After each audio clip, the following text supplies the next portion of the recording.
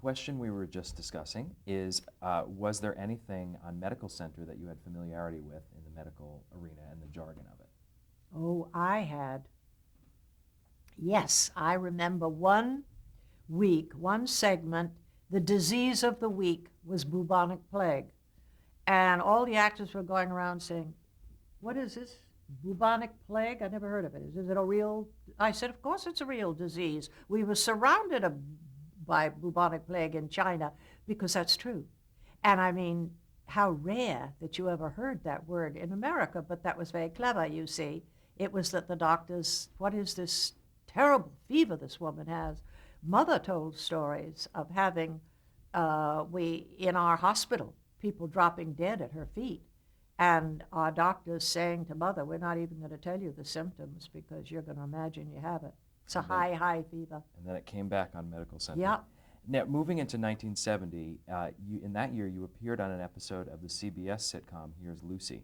Yeah. How did that come about? Did you know Lucy at Well, all? Lucy was a close friend. And, she would come here and do our radio show, and we went there for parties and all that kind of stuff. And we were both under contract to MGM at the same time. And she had been, I guess, one of my biggest fans, acting-wise. And she kept saying to me, years, I want you on the show as a guest. And finally, she called up, and naturally, wouldn't you think you're going to have a great script? Especially as the writers were friends of mine, Madeline Pugh and Bob Carroll. Every time Bob came to New York, he and I would go to dinner together because Steve was working. Anyway, I turned up the first day for rehearsal because I never thought to say, send me the script. I want to read the script. It was the worst thing I have ever read. And Lucy took me aside and she said, I'm sorry about the script. Now, how would you like to hear that the first day of rehearsal? I'm sorry about the script. She said, but we spent so much money last week with Elizabeth Taylor and Richard Burton. They had been on the week before. And not only did Marilyn and Bob Carroll write that one, but to give them a rest, they didn't write the one I was on. They bought her off the market for about 50 cents or something. What was the episode about? Huh? What was the episode about? Who knows? I don't think the public ever knew when they saw it what it was about. It wasn't funny. It was just dreadful. And Lucy was a nervous wreck, and she kept fighting with her son in the rehearsals. You know, when you're the star of something and you own it and everything, the stress is awful. And I felt so sorry for her. Then they pick on the wardrobe, and they pick on the director, and she kept saying in the first run-through, I'll never forget that, this is not funny. And little Lucy would say, Mom, say it. It's funny. The best one in the show was little Lucy. She was marvelous. And then that dear old man, Gale Gordon, he and I had scenes together, and he was adorable. But the show was terrible. It was not funny. It didn't make sense, you know. And she told me, she said, not only did we have to pay a lot of money for everything, the dressing room, I had Liz Taylor's dressing room. They still had it on the set. And it was like, Versailles or something. She had to spend so much money to please them the week before. And so my memory of that was, Lucy, I was your friend, sister. Couldn't you have done better by me? Well, No. in 1976, you appeared in a James Dean bio movie, a movie about his life. Do you Oh, remember yes. what part you played? No. Hedda Hopper? Luella Parsons? One of those, wasn't it? Well, Steve and I were appearing, the things that we used to do when we were young, you know. Could no more do it today. We were appearing, I believe, in Dallas, Steve and I. And they called me to do that because the writer was a big fan. And I appeared and flew up here and taped and flew back and did the show at night again in Dallas. We used to do that all the time. In one day you taped that role? Yes, did the show at night, came back. I think there was only one scene, wasn't there? I don't know, whatever. If there were 3 scenes, I did them all in one day. Was it a real-life gossip columnist, or was it a fictionalized version? I don't know. I don't believe I was called Luella or Hedda. Right, They fictional. would sue. No, it was a fiction. I've played a lot of gossip columnists because, again, it's that quality. My image when I played that wonderful Kaufman and Hart play, Once in a Lifetime, was that I'm the biggest star of all.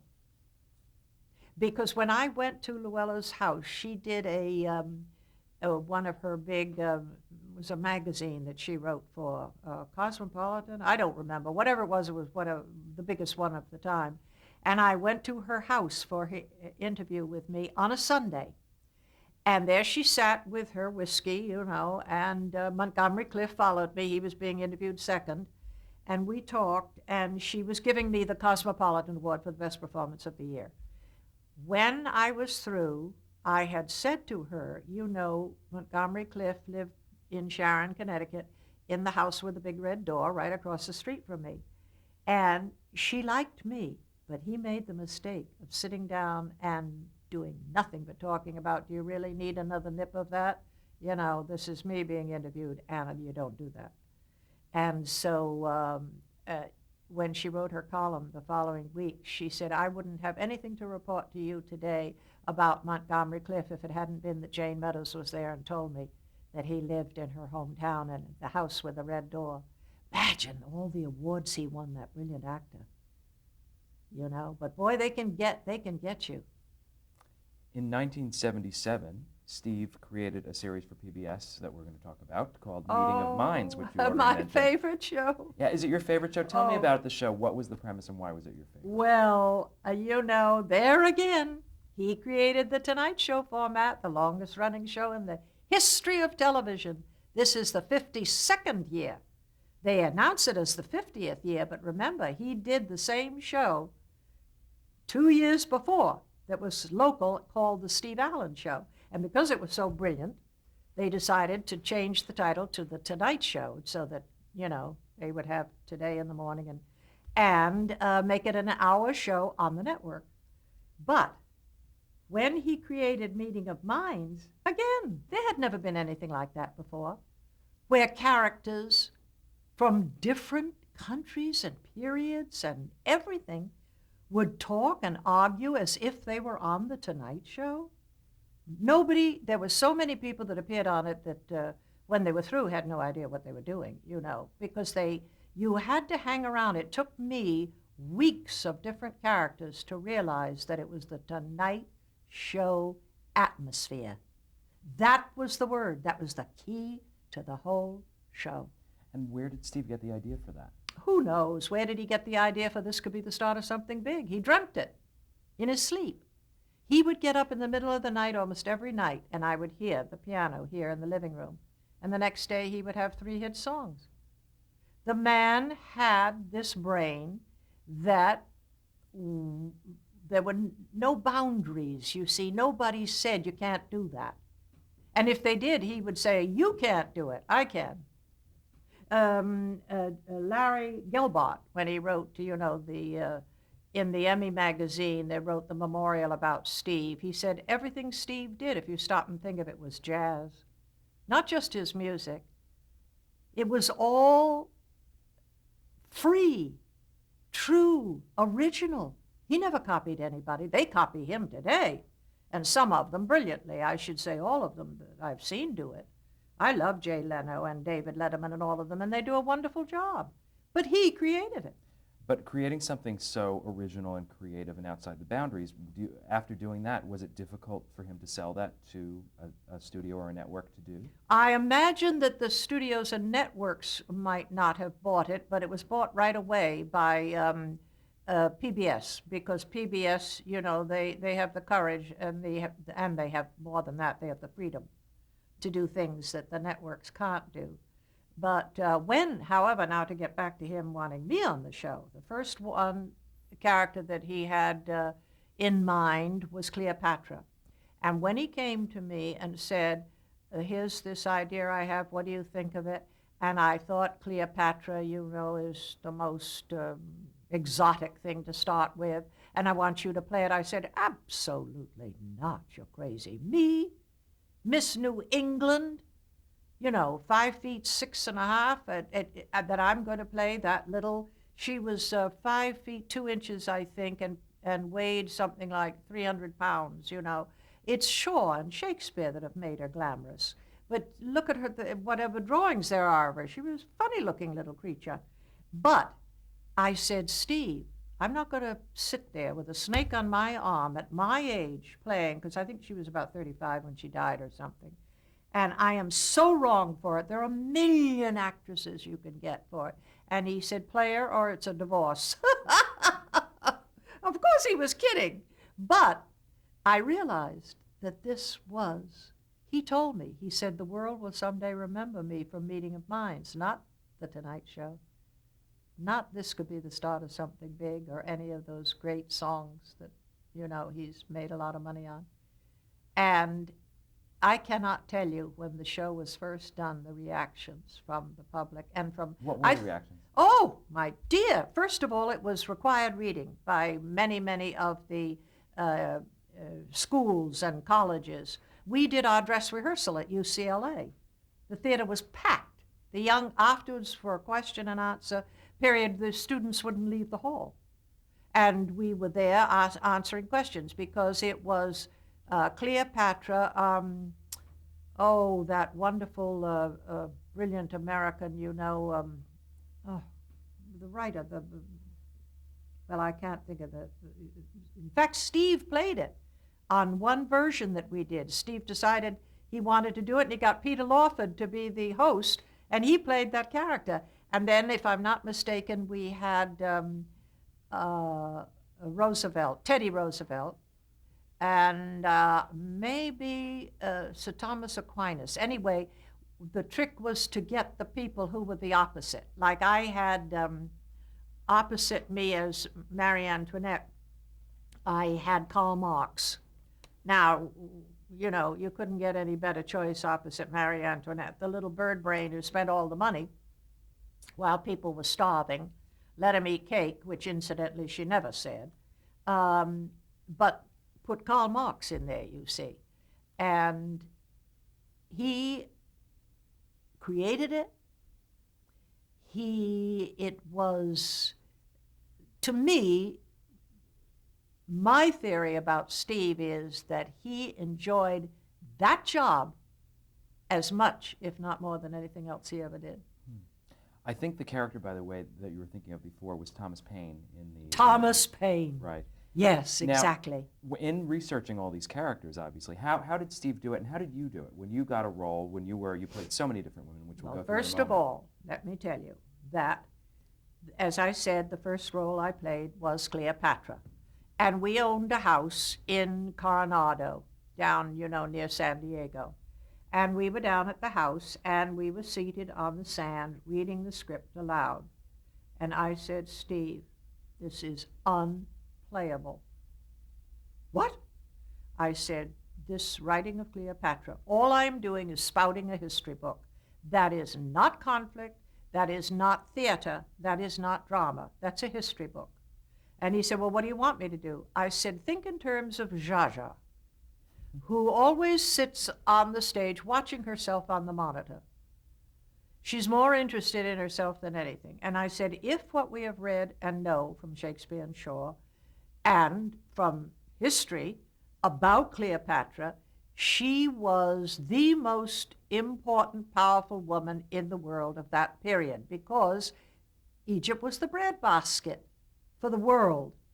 The Romans were just military men. They were not, they didn't have the civilization that Egypt and Greece and China had, you see.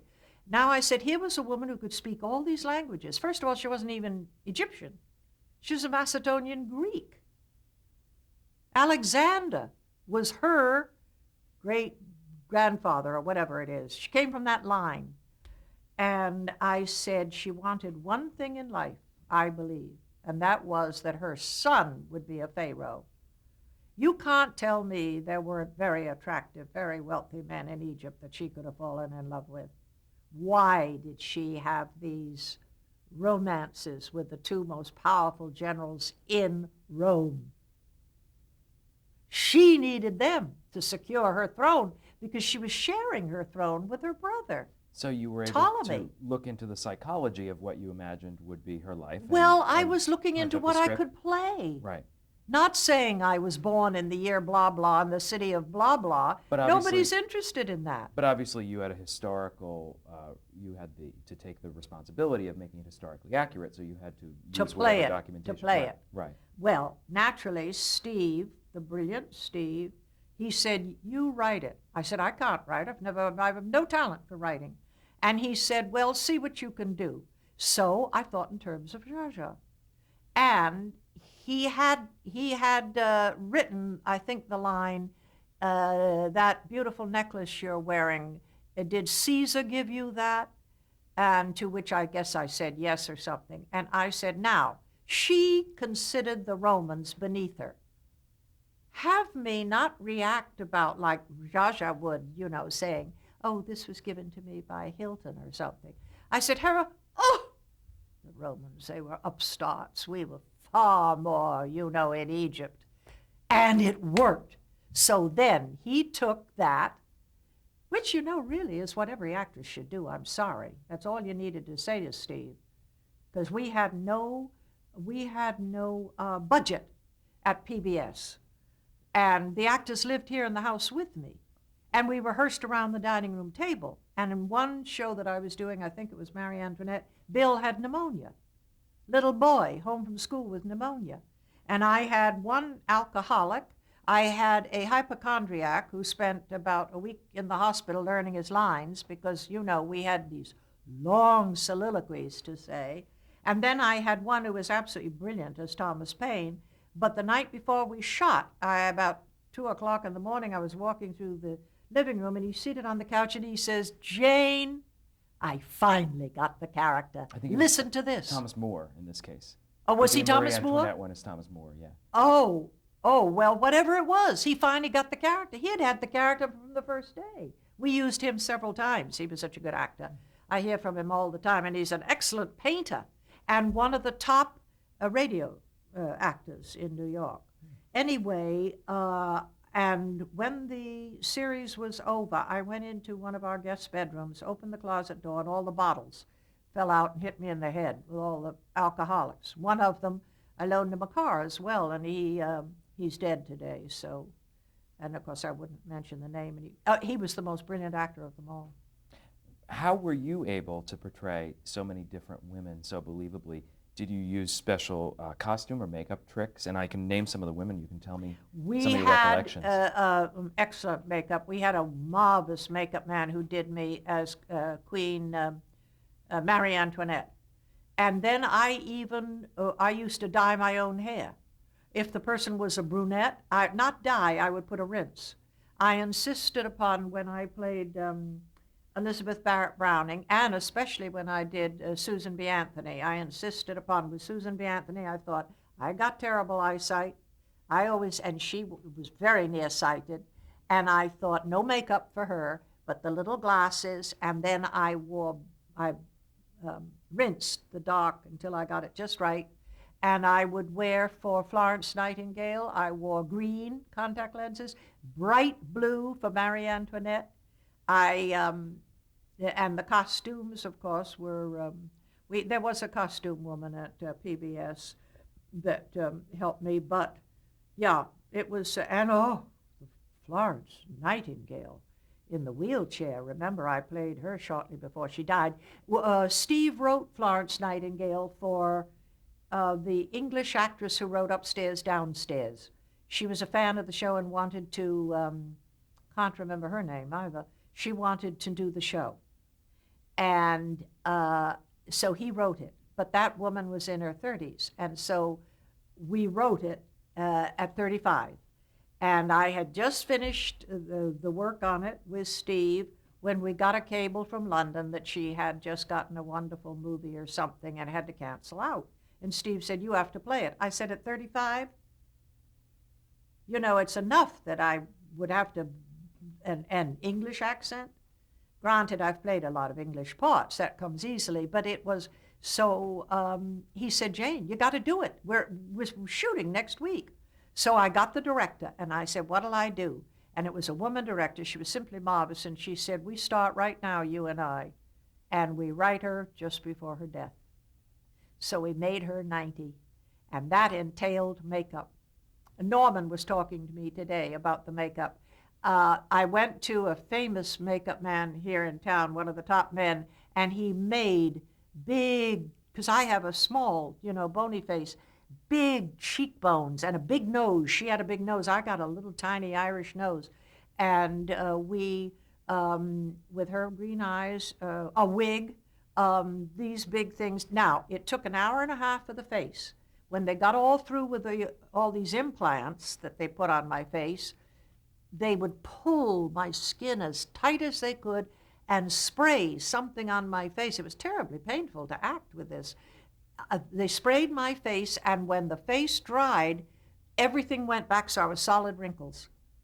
And then it was an hour for my hands, because I use my hands so much, and I was in the wheelchair. And I used, as an example, a great aunt of mine who had dreadful osteoporosis. And I would come to visit her up at the inn before she died, and she'd say, Janie, oh, Janie, oh, nice to see you, dear. And she would look up like this. And the research, I thought I was researching my mother's family. Florence Nightingale was an enormously wealthy aristocrat in England. All her beaux, all her friends were House of Parliament, and she had this religiosity, I guess, if that's the right word, where she swore the God spoke to her a couple of times. And it was my mother. I was playing my mother, who was only interested in the poor. Did you ever, playing all these women, did you ever turn Steve down in playing any parts on the show? Yes, I finally turned down because I couldn't do 3 in a row. And I had just closed at the Circle in the Square in New York in Lost in Yonkers. No, not Lost in Yonkers. Once in a Lifetime. Yeah, that was the Kaufman and Hart, their big play. And I did it with John Lithgow and Treatwell. Brilliant cast, Tom Moore, the great director. And I was tired. And I came out here and I did one for him, what one I don't remember. And the second one was the one I turned down because I had to do the third one. You can't do that with all those lines, plus writing them. How often was the show produced? How often were you asked? We did 3 a year. But that's 6 a year, because we would do 1 hour one week and 1 hour the next week of the same character. And remember, I was writing them. Why did the series end in 1981? I think probably the only reason it ended was because Steve, the funny thing is the conservative right wing adored it, but he brought out so many truths. Being raised a Catholic, he had a lot of Catholic saints on there, but he also had free thinkers. He had, when you think of it, he had Karl Marx, he had atheists, he had, and of course you know that we did, who were the Greek philosophers that we did? I can't remember. We did about 3 of them. And there were people who, small thinking little religious reactions where they thought it was left-wing, which it was not at all. I think that there were people who were afraid to produce it, certainly on the networks. Yet today, the interest, we get calls, oh yes. There's one of the biggest men in Hollywood and very big on Broadway who is interested in buying it, but our son who owns the company wasn't about to sell it. Yeah, they're very always interested because of the great reviews. And some of the most right-wing critics, it was their favorite show. And following the show, in the early to mid-'80s, you began making quite a few episodic appearances. Yeah. On shows such as, I'll just name some, Hawaii Five-0, Murder, She Wrote. There was a 1983 sitcom, It's Not Easy, that I believe you were a regular on, that didn't last that long. In the late 80s, you appeared with Steve on a handful of episodes of the NBC medical drama St. Elsewhere. Can you Yeah. tell me about your characters, Olga and Lech Osaransky? They were wonderful. But before we finish, I just want to remind people, do you know who our very biggest fan for Meeting of Minds Who? was? Claire Booth Luce, who suggested quite a few of the characters that we did. Yeah. A character in herself. Yeah, oh, absolutely, and right wing. And she she was going blind, and we sent her to Hawaii, our, films, and she would get up close and watch them, poor thing. Well, and St. Elsewhere. St. Elsewhere. Can you Let tell me me tell about you your characters, who something. they were? Bill was the head of, was the president of MTM when St. Elsewhere was on the air. And when I Bill, read, your son. yeah, our son Bill, and just a young man. It wasn't even 30, I don't think. And I said, this is one of the funniest, most brilliant. Now there's creativity. A medical show that is so far out, it's eccentric, it's kooky, it's crazy. And naturally, they loved Steve Allen. Guess who all the parents of the doctors were on St. Elsewhere? Are you aware? Tom Poston, Louis Nye, Steve Allen. I mean, it was the Steve Allen show. That's why it appealed to me. I thought, this is as if Steve Allen decided to do a medical show. And anyway, of course we said yes, quickly. And we were on 3 of the shows. We were on the first show. They just announced us, I don't know, we came in and I think we were going to a dinner or something. Then there was the second show, and then there was the last show. And we became such close friends with that darling boy who played our son. I had dinner with him and his wife the other night. And that was Ed Begley Jr. Oh, Ed Begley Jr., yeah. And very talented and one of the most popular young men, and rightfully so, because he's just a darling man. Then we became very close to the writers and all. Steve was doing a radio show in New York like a year later, and they all called up and wanted to be on the radio show with Steve. The same kooky senses of humor. Then they created a show called Homicide, Life on the Street. Again, wrote characters for us, and crazy characters. I mean, really crazy. You played a very hard-edged character on that show, correct? I did? Yeah, I'm trying to remember what your guest star spot on that show was. I played... okay. It was the mother. We were the parents of a son who I believe committed suicide. Yes, there was a murder or a suicide, and it was a Yeah. 1998 episode where you Yeah. and Steve together were. Together, yes. But everything we said and did was my grandson, Bill's oldest son, Bradley, said they laughed right out loud so many times. You see, I remember when I was starting as an actress, Josephine Hull saying to me, darling, with a dramatic role, always look for comedy. With a comedy role, always look for drama. And on that wisdom, we will end this tape and start again in the 90s on the next.